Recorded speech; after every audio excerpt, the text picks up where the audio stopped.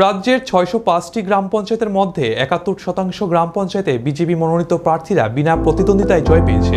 বাকি যে আসনগুলি রয়েছে তাতেও নিশ্চিত জয় পাবে বিজেপি মনোনীত প্রার্থীরা।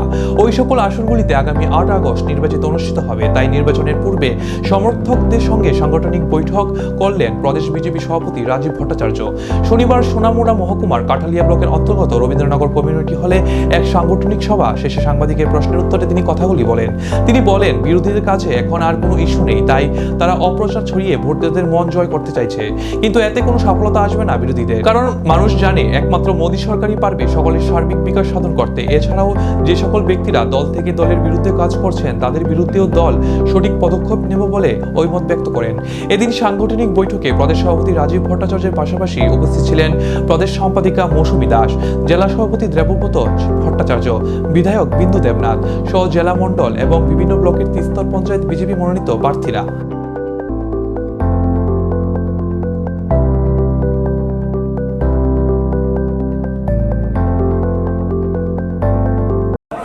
দেখুন, আপনারা অবগত আছেন যে ৮ তারিখে আমাদের সারা রাজ্যে পঞ্চায়েত নির্বাচন, ত্রিস্তরীয় পঞ্চায়েত নির্বাচন সংগঠিত হবে আর ১২ তারিখে তার ফলাফল ঘোষণা হবে। ইতিমধ্যেই আমরা প্রায় 71% আমরা বিনা প্রতিদ্বন্দ্বিতায় পঞ্চায়েত সমিতি জেলা পরিষদে নির্বাচিত হয়ে গেছে, আমাদের প্রার্থীরা জয়ী হয়েছে। আর কিছু কিছু জায়গায় নির্বাচন সংগঠিত হচ্ছে। যে সমস্ত জায়গায় নির্বাচন সংগঠিত হচ্ছে সেই সমস্ত জায়গায়ও প্রার্থীরা যাতে বিজয়ী হয় তার জন্য তারা অক্লান্ত পরিশ্রম করছেন। আমি মূলত প্রার্থীদের যারা ক্যান্ডিডেট হয়েছে তাদের সঙ্গে আলাপ আলোচনা এবং তারা কিভাবে কাজটা করছে সেটা খোঁজখবর নেওয়ার জন্যই আমি এখানে আজকে সমবেত হয়েছি এবং সাংগঠনিক বৈঠক করেছি।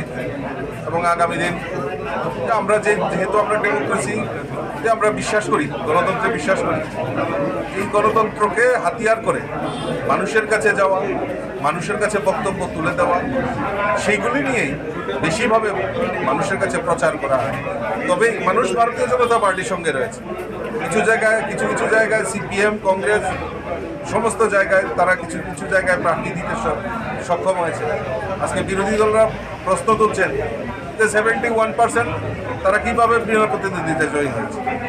আসলে তাদের সাংগঠনিক ব্যর্থতা, তার জন্য তার ভারতীয় জনতা পার্টি দায়ী নয়। ভারতীয় জনতা পার্টি গণতন্ত্রে বিশ্বাস করে এবং গণতন্ত্রের মাধ্যমেই বিজয়ী হবে, কারণ মানুষ আমাদের ভারতীয় জনতা পার্টির সঙ্গে রয়েছে।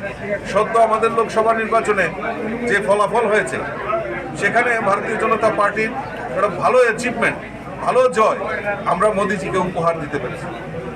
এইটা দিয়ে প্রমাণিত হয় যে মানুষ ভারতীয় জনতা পার্টির সঙ্গে রয়েছে। এখন কিছু কিছু জায়গায় সিপিএম এবং কংগ্রেস প্রার্থী দিয়েছে এবং বিভিন্ন অপপ্রচার করার যে রাজ্যেও সরকার থাকবে না, কেন্দ্রেও সরকার থাকবে, বিজেপি সরকার থাকবে।